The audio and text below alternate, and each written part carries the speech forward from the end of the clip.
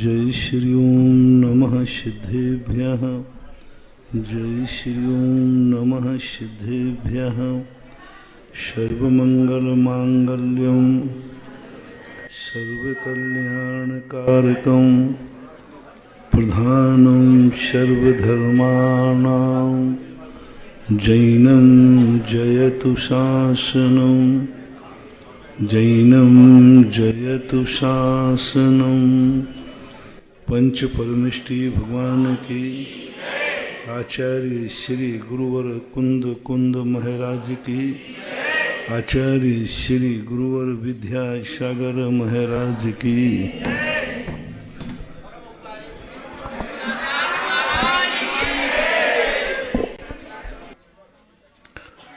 शास्त्रों में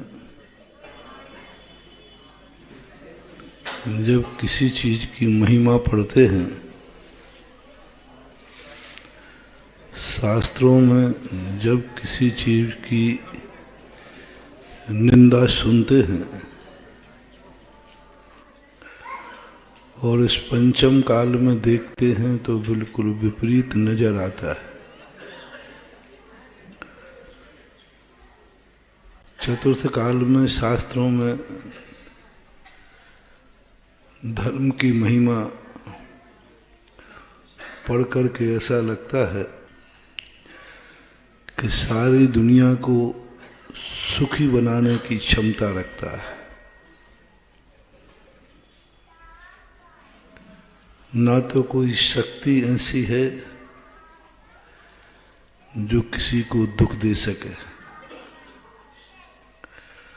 और दुख देने वाला आ भी जाएगा तो धर्म में वह शक्ति है कि उस दुख को मिटा देगा। दुश्मन धर्मात्मा के होंगे ही नहीं, आएगा दुश्मन तो उसका कुछ भी बिगाड़ नहीं कर पाएगा। समाधान है। बुराइयां तो रहेंगी, लेकिन बुराइयां दुनिया में है तो व्यक्ति भी बुरा होगा ऐसा नियम नहीं है। जहर दुनिया में है उसको पीना ही पड़ेगा ऐसा कोई नियम नहीं है। निर्णय हमें करना है। यदि सामने वाली बुराई हमारे जीवन में प्रवेश करना भी चाहे, यदि हमारे सच्चे धर्म की शरण में है तो बुराई हार जाएगी और अच्छाई जीत जाएगी। उसी संसार में तो भगवान रहे हैं, उसी संसार में तुम लोग रह रहे हो, उसी संसार में तुम्हारे गुरु महाराज रह रहे हैं। हम लोग भी संसार में ही हैं कि संसार के बाहर? और आप लोग हैं? पर तुम्हें कीचड़ क्यों लग रहा है? मुझे तो कहीं से नहीं लग रहा है। तुम्हारा मन गंदा क्यों हो रहा है? मेरा मन तो गंदा नहीं होता। तुम्हारी आंखें गंदा क्यों देखती हैं? मेरी आंख भी गंदा नहीं देखती। मेरी आंखें हैं कि नहीं? और मुझे दिखता भी है कि नहीं? पर हमें कभी गंदा तो दिखा ही नहीं। वहीं तुम लोग देख रहे हो तो गंदा सोचते हो, गंदा देखते हो, गंदा सुनते हो, गंदा बोलते हो, गंदा करते हो और गंदे हो जाते हो। कोई अच्छे लोगों का संसार अलग होता हो सो बात नहीं। अच्छे लोगों की कोई वीआईपी कॉलोनी होती हो सो बात नहीं है। अच्छे लोग भी इसी संसार में रहते हैं, बुरे लोग भी इसी संसार में रहते हैं। दोनों का स्थान एक है। स्थान अच्छा बुरा नहीं करता, हमें अच्छा बुरा होने के लिए विचार करना पड़ता है। हमें अच्छा होना है, यही धर्म है। इसकी शक्तियां अनंत हैं और हमारे पास शक्ति कुछ काम नहीं कर रही। एक खुराक में ही व्यक्ति बीमारी दूर हो जाना चाहिए, लेकिन यहाँ तो पूरा मेडिकली खाली हो गया, बीमारी ठीक होने का नाम ही नहीं ले रहे। एक व्यक्ति था, उसके कुएं में गंदगी गिर गई। कुएं में 4 कुत्ते थे, लड़ते लड़ते गिर गए। उसने सुना कुछ दिन बाद वो कुआं गंदा हो गया, दुर्गंध आने लगी। उसने कहा एक चमत्कारी महाराज आए हैं जो बहुत अतिशयकारी है, खारे पानी को मीठा कर दे। उनके कमंडल का पानी डाल दिया जाए तो पानी खारा भी मीठा, बहुत चमत्कारी, सुने बहुत शक्तिवान है, बहुत अतिशयकारी है। तो महाराज के पास गया, बोले महाराज जी हमारा कुआं बहुत अच्छा था लेकिन उसमें से दुर्गंध आ रही है। महाराज ने ज्यादा ध्यान नहीं दिया, साधुओं को तो धर्म पर बड़ा विश्वास होता है। उन्होंने कहा कोई बात नहीं, जाओ मेरा आशीर्वाद है, नमोकार मंत्र पढ़ लेना और 9 बार नमोकार मंत्र पढ़ोगे अच्छी श्रद्धा से, फिर जाओ ये लौंगे ले जाओ डाल देना, ठीक हो जाएगा। और ज़्यादा नहीं होगे तो एक बार भक्तांबर पाठ कर लेना, फिर तो ठीक हो ही जाएगा। और नहीं हो तो शांति धारा कर लेना, उसमें डालना तो नहीं लेकिन शांति धारा कर लेना, ठीक है। वो गया, उसने जो बताया वह सब कुछ वही किया, फिर भी कुआं ठीक नहीं हुआ। वो महाराज से कहता महाराज जी कोई ताकत फाकत नहीं है आपके नमोकार मंत्र में, ना आपकी शांति धारा में और ना आपके आशीर्वाद में, क्या बात हुई भैया? महाराज कुआं ज्यों का त्यों है, बल्कि और डॉक्टर साहब को जब विश्वास के साथ दवाई दे देवे ना और ठीक नहीं हो, डॉक्टर साहब आपकी दवाई जब से खाई है तब से और पेट में दर्द हो रहा। बोले भैया क्या खाया तूने? एक गारंटेड दवाई थी, ठीक होना ही। वो पर्चा कहाँ है? लाओ देखें फिर से। बोले पर्चा? आपने तो कहा था ये दवाई घोंट के पी लेना, तो हमने तो पर्चा ही घोंट के पी लिया। और बोलने की भाषा ऐसे ही होती है कि नहीं, लो ये दवाई ले लेना जाओ। और वो मैंने घोंट के पी लिया तो पेट में दर्द जो कम था वो बढ़ नहीं है, वो तो क्या बात हो गई। अब बोलो डॉक्टर साहब क्या करें? डॉक्टर साहब तो सकते में कि ठीक होना ही, लेकिन वो तो बढ़ गया। ऐसा ही हम धर्म क्षेत्र में करते हैं। धर्म क्षेत्र में हमें जो बताया गया, भक्तांबर पढ़ना, तो तुमने भक्तांबर को ताबीज बना के पहन लिया। नमोकार मंत्र जपना, तो तुमने कड़ा बना करके, तुमने कहा महाराज को ध्यान रखना तो फोटो लगा लिए। हाँ महाराज जी आप हमारे घर में हमेशा फोटो लगी है ना। महाराज की फोटो लगाने से मतलब नहीं है, महाराज ने जो उपदेश दिया है उससे तुमने अपने मन वचन काय को पवित्र किया है कि नहीं। फोटो तो कोई लगा ले, कुछ भी करे। उन्होंने कहा भैया क्या बात है?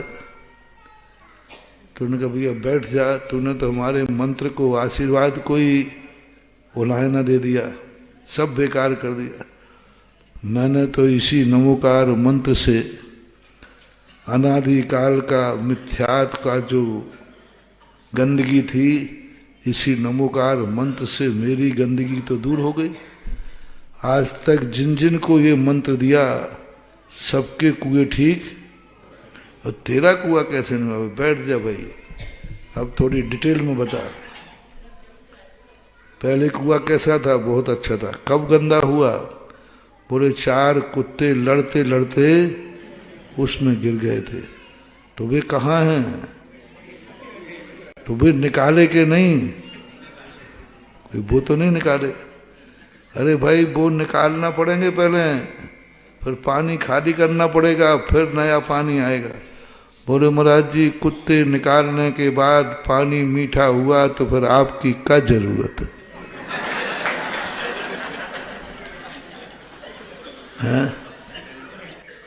फिर मंत्र का चमत्कार क्या है, अतिशय क्या है? कुत्ते निकाले, पानी निकाले, फिर नया अच्छा आएगा, तो फिर आपका मतलब क्या है? तो तुम क्या चाहते हो? बोल दो, आप लोग के ऊपर आ रहा है मामला है।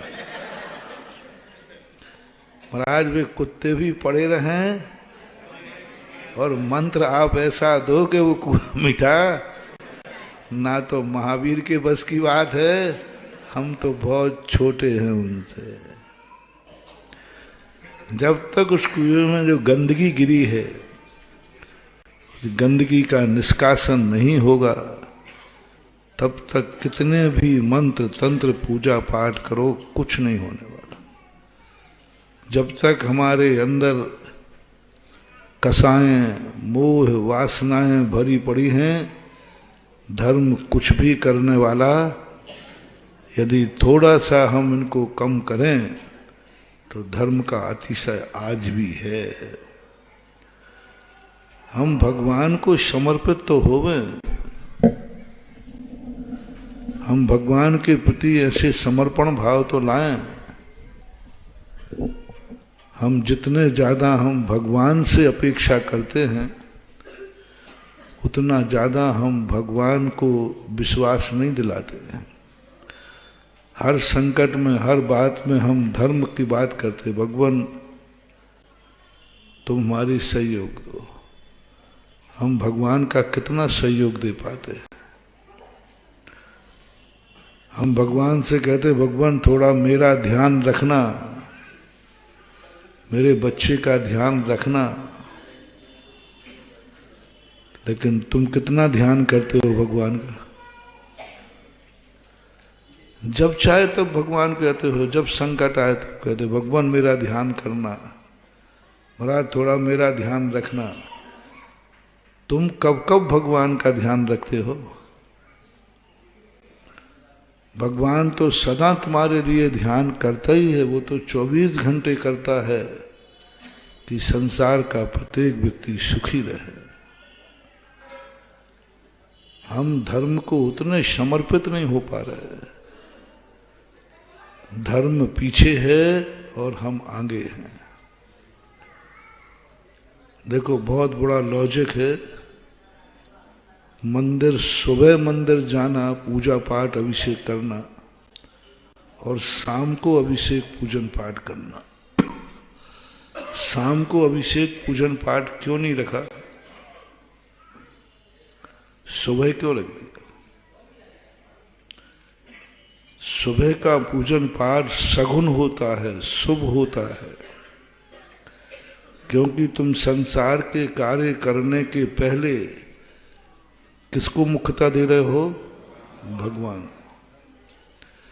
मुनि महाराजों को आहार खा पी करके क्यों नहीं देते हो? ऐसा किया करो। आप लोग खा पी लिया करो, कोई बात नहीं, हमें कोई कष्ट नहीं, हम तो 2 घंटे भूख सहन कर लेंगे। तुम तो नियम बना, बिल्कुल नाराज नहीं हो, हम तो 1:30 बजे आहार को उठ जाए करो, तुम खा पी लो पहले। मुझे तो कोई घाटा होने वाला, किंचित मात्र भी घाटा नहीं होगा। हम तो भोजन के आपके बाद कर लेंगे, पेट भी भर जाएगा। मेरे मुनि व्रत में भी कोई दोष लगने वाला नहीं है, लेकिन तुम्हें कुछ नहीं मिलेगा। तुम महाराज के लिए आहार देते हो कि अपने जीवन को धन्य करने के लिए देते हो? मुख्य उद्देश्य बताना। मैं सब जानता हूं, बनिया 2-2 महीने तक चौका लगे तो भी पट्टा डटा है, हैं? 8 दिन हो गए, 15 दिन हो गए, इतने में तो तुम अभी तक तो कुछ सांग, महाराज जी आ रहे हो कि नहीं आ रहे? नहीं तो फिर ध्यान रखना, बनिया कहने से चूकेगा नहीं। उसको जैसे ही दिखा कि हमें तो कोई लाभ है नहीं, सारा लाभ महाराज जी को है। यदि तुम्हें ये पता चल जाए कि पूरा लाभ महाराज जी को है, तुम चिड़चिड़े हो जाओगे, बहुत चिड़चिड़े हो जाओगे। मैंने तो, अरे तुम इसलिए नहीं चिड़चिड़े होते हो कि सारा लाभ तो तुम्हें ही है, मुझे तो कुछ है ही नहीं। ग्राहक होता है ना, तो ग्राहक बहुत परेशान करता है। वो 10 थान पटकवाएगा, ये करेगा वो करेगा, साहब वो भी लाओ, वो तुम पटकते जाते और कमर दुख रही है। और उसने कहा साहब इनमें तो कोई पसंद नहीं आ रहा, मैं जा रहा। कोई बात नहीं दद्दाजी, फिर लौट के आना। अंदर तो गुस्सा आ रहा कि क्योंकि परेशान किया है ना, और लिया कुछ, लेकिन ऊपर से कोई बात नहीं सेठ जी, हमने आपको परेशान नहीं, नहीं कोई बात नहीं, कोई बात नहीं, घुमा घुमा फिर आज, और द्वार आगे फिर पूरे पटकवाए। पटक दोगे कि नहीं? क्यों क्यों तुम इतनी मेहनत क्यों कर रहे हो उसके? क्योंकि तुम्हें मालूम है कि मेरी रोजी रोटी इसी से, ये तुम्हें लाभ है। जब किसी में लाभ हो जाता है तो फिर व्यक्ति परेशानी देखता नहीं है, लाभ दिख रहा है। तुम्हें दिख रहा है कि महाराज आ जाए तो हमारा जीवन धन हो जाए। कई बार हम लोगों को मना करते हैं और आहार आदि नहीं होते हैं, तो लोग कहते महाराज जी आप देखो इतना मना कर रहे हो, यदि ये सब नाराज हो गए तो? आपको 10 बार बुलाने आ गए, 10 बार श्रीफल चढ़ा दिया इन्होंने, और आप उस गांव में जा नहीं रहे हो, और सब गांव वाले नाराज हो गए, महाराज के बहुत भाव बढ़ गए, अब जाना ही नहीं। तो मैंने कहा ये नहीं करेंगे। इतने दिन आहार नहीं हुए, इनको गुस्सा अब हमें चौका लगाना ही नहीं है। महाराज देखो वो नाराज हो जाएगा। मैंने कहा नहीं होगा, बनिया है। 10 भाव भी लगाना पड़े तो वो कहेगा जी महाराज चलेगा। अरे 10 भाव के बाद सही, लेकिन मिलेगा तो 10 भाव तक लाभ नजर आ जाता है। तुम कितने भी करेंगे, आचार्य श्री के पास देखो, कितने दर्शन करने जाते, कितने आचार्य श्री देखते ही नहीं। तो हमने कहा, राजस्थान में था, महाराज जी आज की दूर से गए, आचार्य श्री के पास गए, उन्होंने देखा भी नहीं, नरियल भी शक से नहीं चढ़ा पाए, आशीर्वाद में। मैंने कहा तुम ऐसा करो ना, अब जाना ही बंद कर दो ना, जाना ही नहीं। कहीं नहीं मैं जाऊंगा तो। मैंने क्यों? कहीं महाराज जाऊंगा तो मैंने क्यों? बोले कभी ना कभी तो नजर पड़ ही जाएगी, और जिस दिन पड़ गई उस दिन जिंदगी भर की मेहनत सफल हो जाएगी।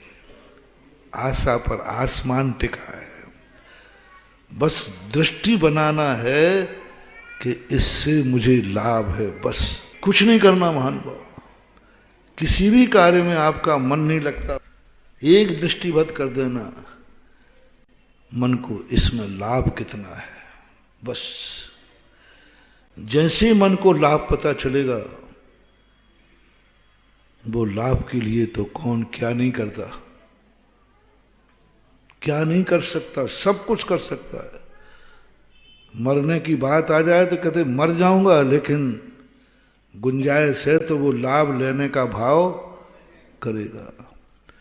इसलिए धर्म के संबंध में अपन जो भी क्रियाएं करते हैं, एक धारणा बना लो, पक्की धारणा।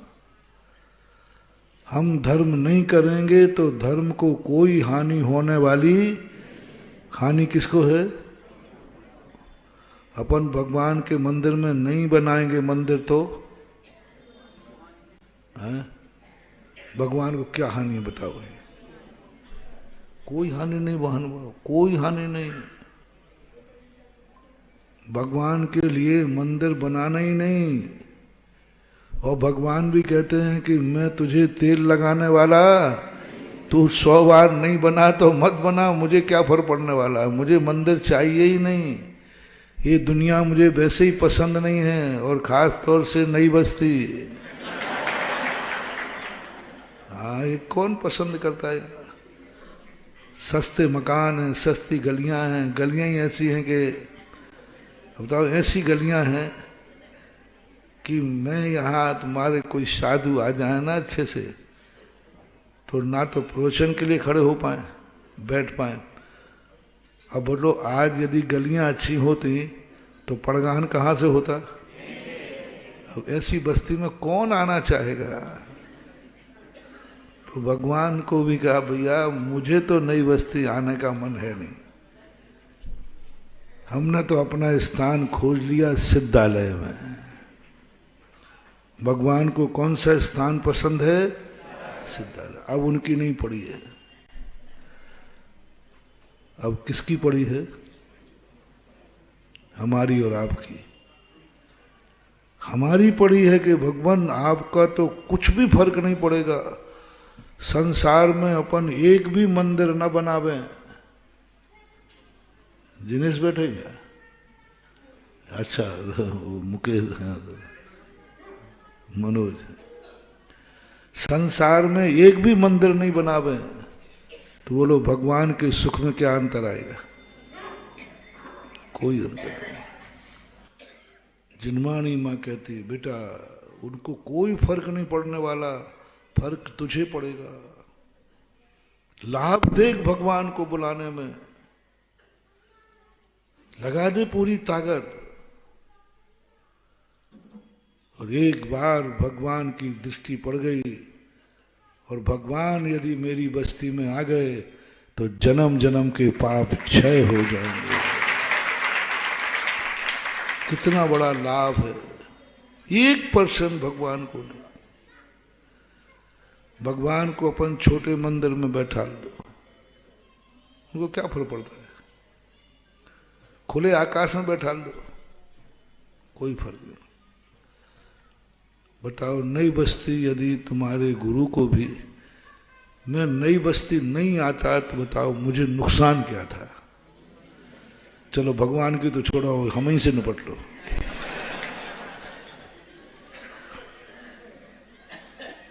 बोलो नहीं आता तो बताओ महाराज जी, आप नई बस्ती नहीं आते ना तो आपको ये नुकसान होता। दूर दूर तक देखो, गुणा भाग लगाओ, अच्छी तरह सोच लो। बोलो, मैं तो अभिनंदनोदय तीर्थ क्षेत्र में मुझे अच्छा लगता है। ललितपुर में यदि कोई स्थान पसंद है मुझे तो अभिनंदनोदय तीर्थ क्षेत्र, उससे अच्छा स्थान ललितपुर में है ही नहीं। हम क्यों आना चाहेंगे नई बस्ती? यहाँ कौन सी मोहरें मिल रही हैं हमें? ना तो हमारी यहाँ ढंग से सामायिक हो पाएगी, ना हमारी यहाँ ढंग से चर्या पल पाएगी, ना शब्द, और वहाँ तो शब्द। तो पहले बताओ मुझे क्या लाभ है? कोई बता दो महाराज आपको ये लाभ है। यहाँ क्या अच्छी होगी मेरी? है? तो अब फैसला करो। हमारे यहाँ आने पर महाराज को लाभ है कि तुम्हें लाभ है? बस इसलिए घूमो आगे पीछे। अब अपना हमें लाभ होता तो हम तुम्हारे आगे पीछे घूमते। तुम्हें लाभ है तो एक दिन कोई दे दो महाराज, हम नहीं आना, अभी टाइम नहीं है। फिर कल आ गए, फिर परसों आ गए। अब देखो, आखिर तुम पहले ही दिन चिड़चिड़ेपन हो जाते तो हो जाते, अपना क्या जा रहा है। लेकिन लगे रहे बेशरम बन के। आज क्या हो गया है ना? पूरी अभी तक की सारी मेहनत सफल। लाभ देखो, अपने मन को बैठा लो। देर से मिले लेकिन मिल गया तो लाभ। देव से इतने महान आचार्यों ने ग्रंथ लिखे, वे नहीं लिखते तो क्या नुकसान था बोलो। ये जिनवाणी माँ है ना अपनी, यदि ये शास्त्र आचार्य नहीं लिखते तो उनको क्या हानि थी? कोई हानि नहीं थी, वे तो अपना कल्याण करते चले जाते। लेकिन नहीं लिखते तो अपना क्या होता? थोड़ा सा भी बताओ, जिन आचार्यों ने जिनवाणी लिखी है उनको क्या लाभ है? कोई लाभ नहीं, कोई लाभ नहीं, बल्कि नुकसान ही होता है, नुकसान ही होता है। उनको शुद्ध उपयोग से बाहर आना पड़ता है। लेकिन जिनवाणी से लिखने से पूरा लाभ अपन को है। अपना अज्ञान दूर होता है, अपनी कसाएं दूर होती हैं, अपन को रास्ता मिलता है, अपना जीवन धन्य होता है। तो देव शास्त्र गुरु को मिलने पर, सन्निधि पर हमें क्या लाभ है, ये आपको सोचना है। जैसे तुम ये मन में सोचोगे, मजाल है कि तुम बिना दर्शन के पानी भी पी लो। मजाल है कि तुम बिना मंदिर के भोजन कर लो। बस एक बार मन को इतना कह दो, देख मंदिर नहीं गया तो भगवान को कोई हानि होने वाली, हानि तो मुझे होने वाली है। क्या करेगा? बस ये मन में फितूरी बैठ जाए, जिस दिन नहीं गया नुकसान मेरा है। दुकान नहीं खुलेगी तो बताओ ग्राहक का कितना नुकसान है? दूसरी दुकान से ले लेगा। दुकान नहीं खुलने पर ग्राहक को नुकसान है कि दुकानदार को? दुकानदार। मन में बैठा लो तो तुम कहते हो नहीं दुकान तो खोलना पड़ेगी, पड़ेगी। सिर दर्द भी कर रहा है, मन भी नहीं है, कुछ भी नहीं है, तो भी आप दुकान खोलते हो। मन बहाना नहीं बताता, मन कहता ठीक बात। ऐसा ही एक बार मन में बैठाल दो, मंदिर नहीं गया तो नुकसान किसका है? बस एक दिन भी नहीं निकलेगा, नुकसान मेरा है। भगवान का क्या बिगड़ना? भगवान का क्या बिगड़ना? अभिषेक नहीं किया तो बोलो, भगवान का अभिषेक नहीं होगा तो भगवान को क्या नुकसान है? गर्मी चढ़ती होगी उनको, गंदे होते होंगे?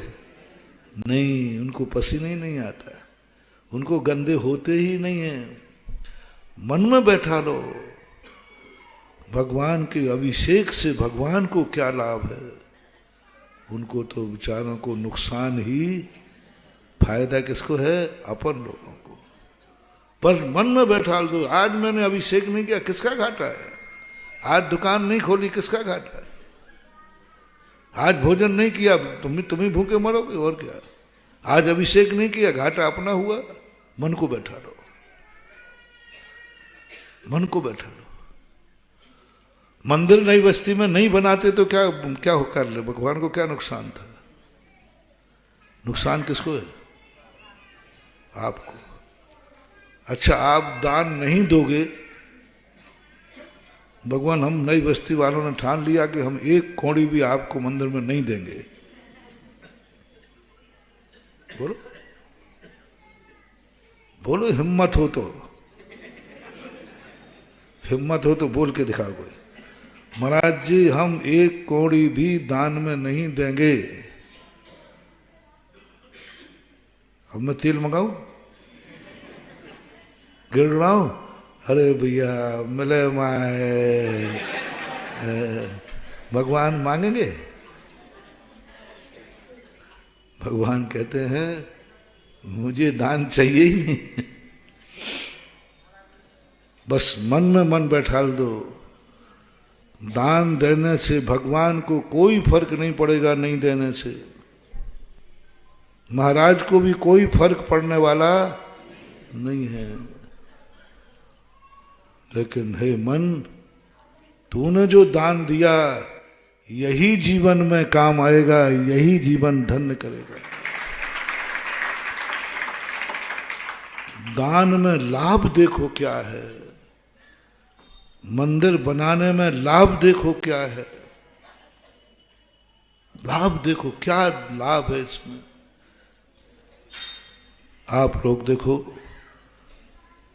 जब धंधे में लाभ दिखता है ना तो लोन लेकर धंधा करते हो, कर्जा भी, ब्याज भी, और महिलाएं अपने आभूषण बेच देती हैं धंधे के लिए। यदि घर में पूंजी नहीं है तो क्या कहती है माँ पत्नी, कोई बात नहीं, ले जाओ धंधा करो।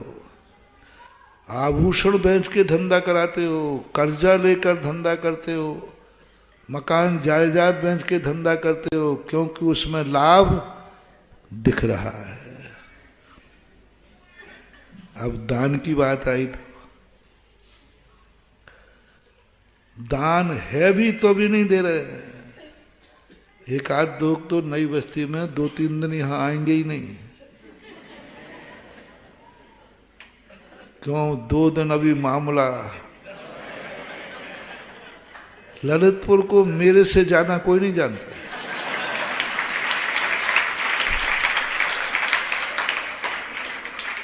क्योंकि जितनी ललितपुर की रोटी मैंने खाई है, शायद ही कोई साधु, अभी तक तो कोई साधु नहीं हुआ, कोई भी साधु। अच्छा, कोई बुजुर्ग बताओ, जितनी मैंने यहाँ की रोटी खाई है उतना किस साधु ने रोटी खाई आज तक के ललितपुर जब से बसा है? किसी को याद हो तो बताओ। तो मेरे से ज्यादा कौन जानता? कई लोग तो गायब भी हो जाते, जिस दिन बोली लगना उस दिन वो आउट ऑफ सिटी, घर में बैठ के बाहर का ताला लगवा दे। हटा मंदिर में हुआ था एक बार, लोग उसको ढूंढते रहे, लेकिन वो घर में ही नहीं था, और था घर में ही। किसको नुकसान है? किससे छुप रहे हो? किससे बचा रहे हो? महानुभाव, देव शास्त्र गुरु के सामने जब तुम्हारी जरूरत पड़े कभी छुपने का प्रयास मत करना। उसी दिन से तुम्हारे बुरे दिन आना शुरू हो जाएंगे, उसी दिन आना। लेना नहीं लेना बात की बात है, लेकिन भागना नहीं, छुपना नहीं, बचना नहीं, बल्कि ये मानना अच्छे अच्छे लोग डाउनफॉल हो गए। जो व्यक्ति उस दिन इसलिए नहीं आया कि आज बोली लगेगी और लोग मुझे, आज उसकी दशा मालूम कैसी है। इसी ललितपुर में मकान भी बिक गया है उसका। अभी इसी चतुर्मास में वो रोते हुए आया था, महाराज जी हमारी स्थिति क्या थी। मैंने कि देखो तुमने एक गलती की थी, तुम हमेशा ये करते हो, जब दान की बात आई, बोली की बात आई तो बोलो तुम उस दिन मंदिर ही नहीं आते थे, दूसरे मंदिर के दर्शन कर लेता, नियम तो था। बोले हाँ महाराज किया है, किया है। मैंने कि अब उसी की सजा ये है। देव साध गुरु के सामने कभी शक्ति को छुपाना नहीं, छुपाना नहीं, नहीं देना कोई बात नहीं, छुपाना नहीं। हमारे पास हमें देने का भाव नहीं हो रहा है, कोई बात नहीं, समझ रहे ना। मुझे उपवास करने का भाव नहीं हो रहा है, शक्ति तो है, हाँ शक्ति तो है, शक्ति तो है, भाई तुम उपवास कर सकते हो कि नहीं? हाँ महाराज कर सकता हूँ। शक्ति है कि नहीं? है। महाराज देखो करूंगा नहीं, बोल रहा है मैं करूंगा नहीं।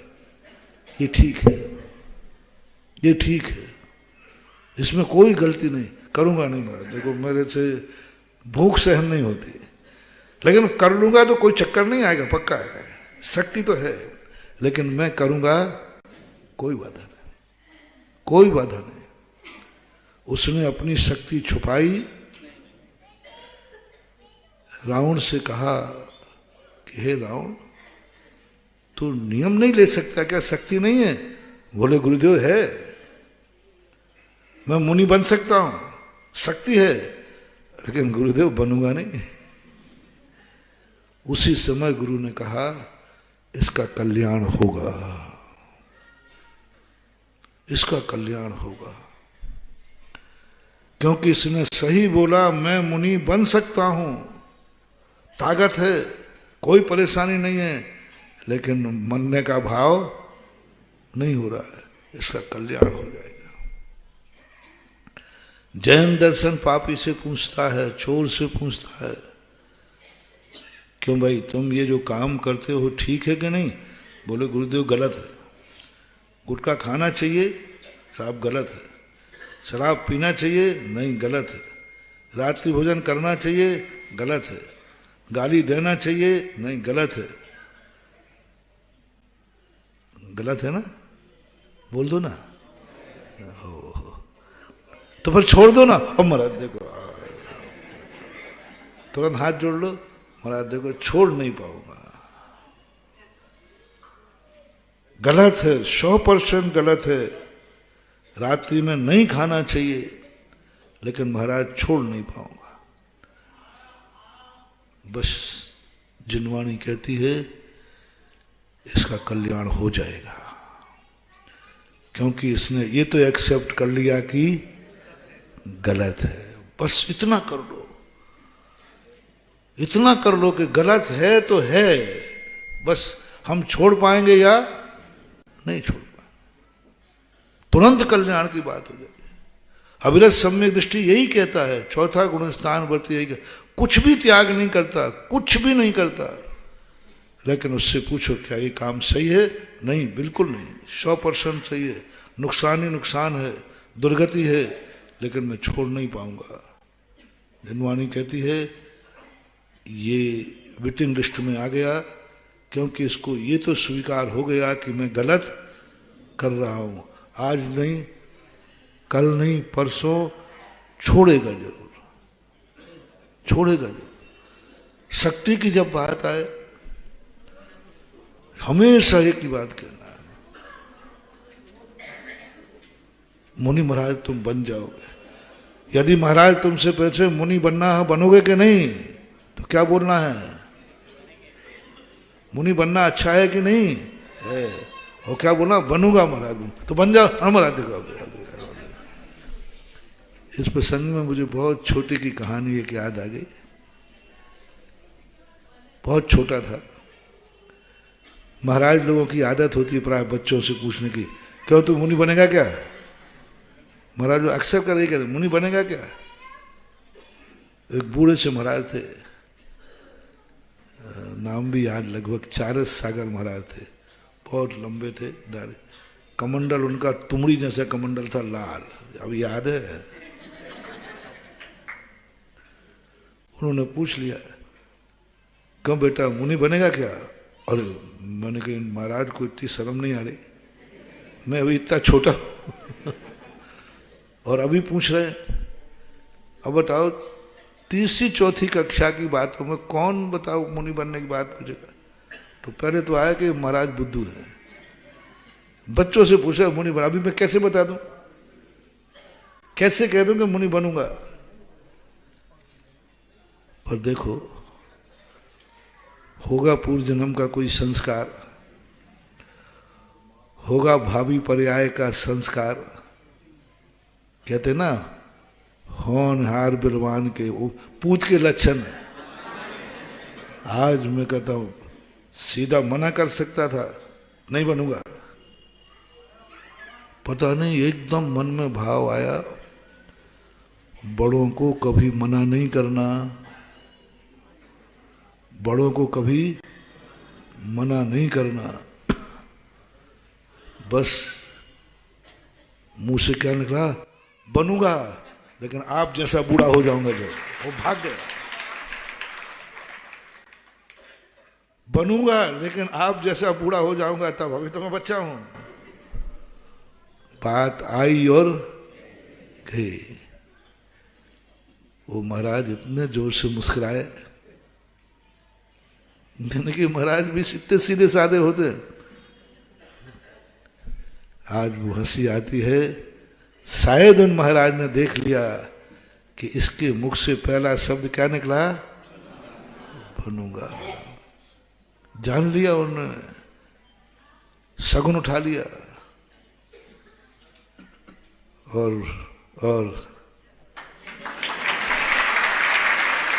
बन गया। ना मत निकालो, यदि अच्छा कार्य है तो ना मत निकालो, और बुरा कार्य है तो हाँ मत निकालो। बुरे कार्य को अच्छा कहना नहीं, चाहे छोड़े या न छोड़े। अच्छे कार्य को बुरा कहना नहीं, चाहे करें या न करें। एक दो बातें आप लोग अपने जीवन में संकल्प कर लो। बुरी बात को मत छोड़ना, लेकिन बुरी बात को कभी अच्छा नहीं कहना। मैंने ठीक किया है, रात में खा रहे हो, हाँ कोई बुरा नहीं कर रहे, रात में खा रहे हो, कौन सा बुरा कर, कौन सा पाप कर रहे हो, ये मत बोलना, ये मत बोलना।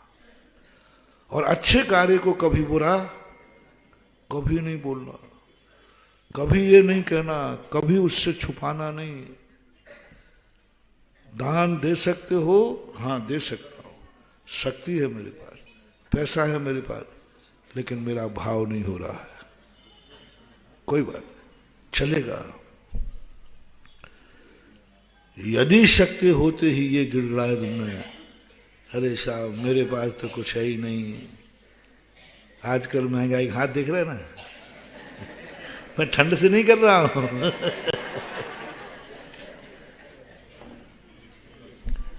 एक संस्मरण है, सन 1981 की घटना है। पूज्य गुरुदेव के सामने थे, कमेटी वाले एक सेठ जी को पकड़ के लाए।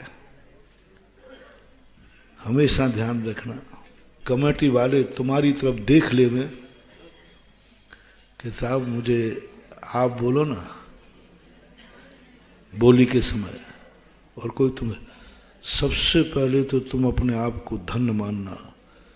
हे भगवान, मैंने कितना पुण्य किया कि कमेटी वाले मुझे इसके योग्य समझ रहे हैं।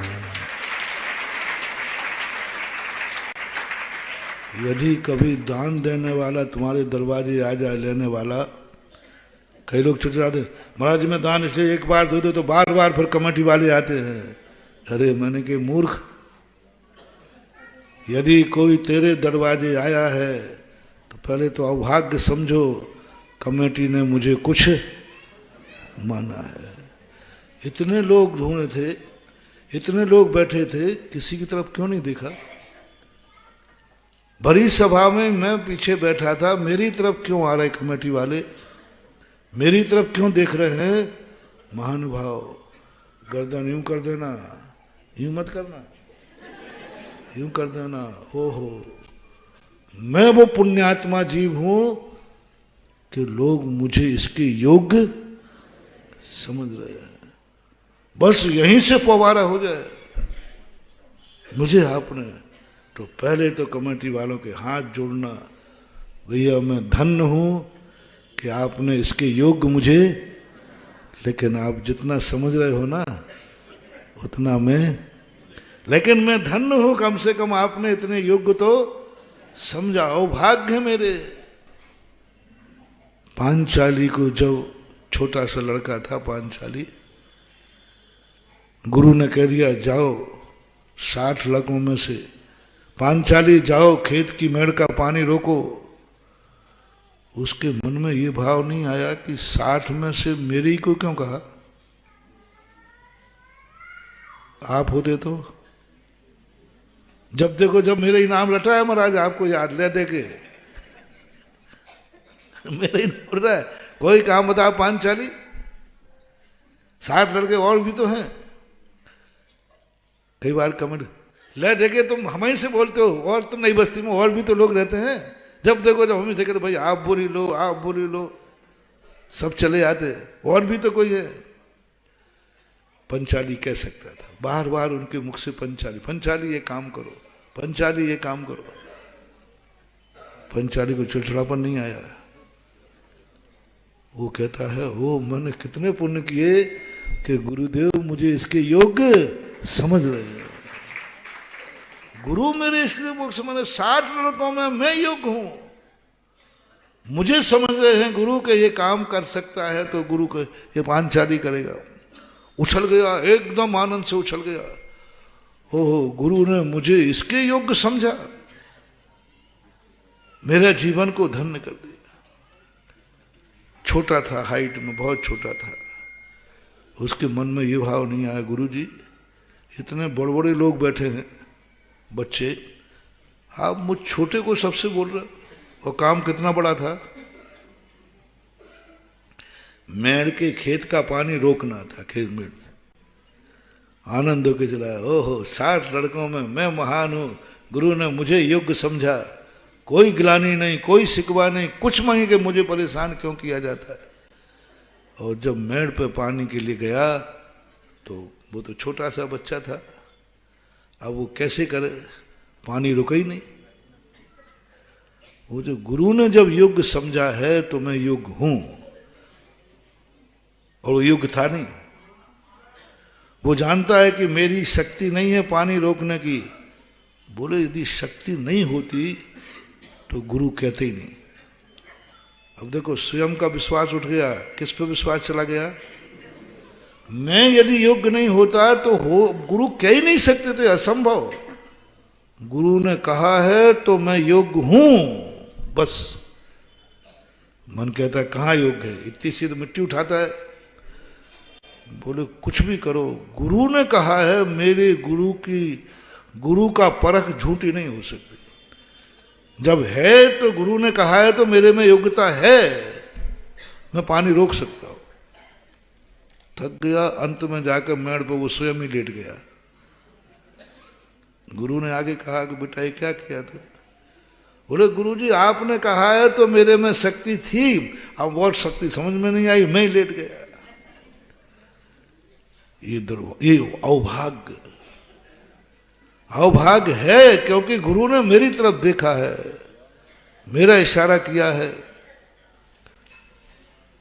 तो है। कभी तुम्हें अपने जीवन में ऐसा मौका मिल जाए और तुम्हें मालूम है कि तुम समर्थ नहीं हो। ये गुजरात में श्वेतांबरों में होता है। उनकी शक्ति नहीं, गुरु ने कह दिया कि तुम्हें इतना दान देना है, और है ही नहीं उसके पास। वो कहता है गुरु झूठ नहीं बोल सकते, गुरु ने कहा है तो मेरी शक्ति है। कहां है तेरी शक्ति, बता कहां है पैसा। बोले गुरु ने कहा है ना। यदि मेरी शक्ति नहीं होती तो गुरु मेरे से कहते ही नहीं, बस एक ही बात। सब कहते तेरे पास है कहां। बोले मैं कुछ नहीं जानता, मैं गुरु को जानता हूं, है तभी तो गुरु ने कहा है, अन्यथा कह ही नहीं सकते, कह ही नहीं सकते। और अपनी सारी जायदाद लेके पहुंच जाता है। गुरुदेव जितनी है ये है, इतने में काम हो जाएगा। गुरु कहते हैं तेरे मन में विकल्प नहीं आया कि तू इतना गरीब है, मुझे भी मालूम है, और मैंने तुझे कितना बड़ा काम बता दिया। तो एक बार तो बोलते गुरुजी, एक बार तो बोलते गुरुजी मेरी शक्ति नहीं है, गुरुजी मेरी शक्ति नहीं है, मैं नहीं दे पाऊंगा, मेरी शक्ति नहीं है। तेरे मन में भाव नहीं आया। बोले गुरुदेव नहीं आया, मुझे तो एक ही विश्वास है, मुझे अपनी शक्ति दिखे नहीं दिखे, गुरु ने देख ली ना तो है। गुरु ने आपने देख लेना तो है, मैं क्यों संदेह करूं?